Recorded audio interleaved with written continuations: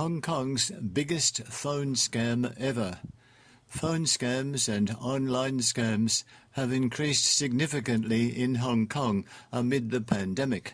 A 90-year-old woman became the victim of a fraudulent scheme and was defrauded of $250 million within 6 months in the biggest phone scam involving a single victim ever in Hong Kong.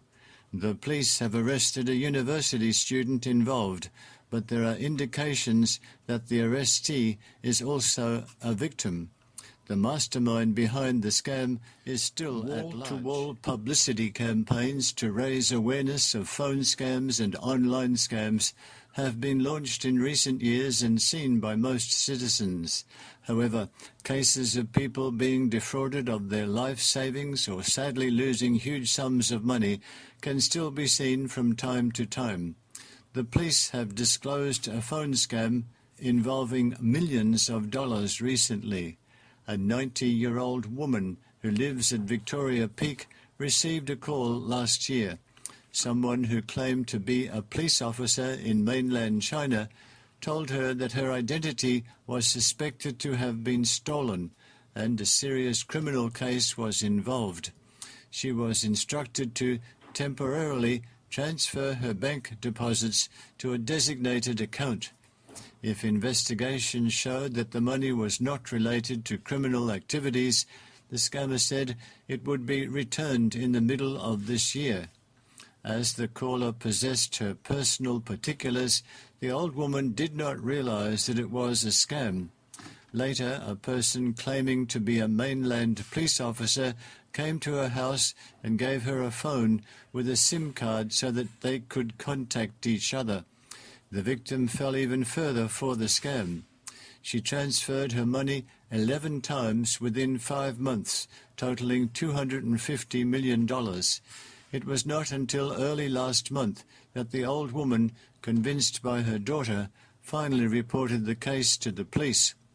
After a police investigation, the 19-year-old student at Polytechnic University, who impersonated a mainland police officer and came to the old woman's house, was arrested. It turned out that he was also a victim of online fraud and was recruited to commit the crime. The phone scam involves the greatest amount of money from a single victim ever in Hong Kong history. The sum of money defrauded is staggering, while the case itself also beggars belief. At this stage, it is unclear how the PolyU student became the scammer's tool. Despite her age, the old woman was able to handle huge sums of money in the bank. Behaving as if she was under a spell, she completely believed in the scammer. The old woman once asked her private driver to drive her and the fraudster to the bank to make a bank transfer. The bank clerk asked her about the purpose of the transfer, and her reply was buying a property. The clerk did not ask more questions. Her foreign domestic helper, living under the same roof, found the situation suspicious and notified the daughter of the old woman. Although her daughter felt that something was fishy, she did not call the police immediately. She just sent her relatives to monitor the situation at the bank. In recent years, the authorities have done much to call on the public to beware of phone scams and online scams.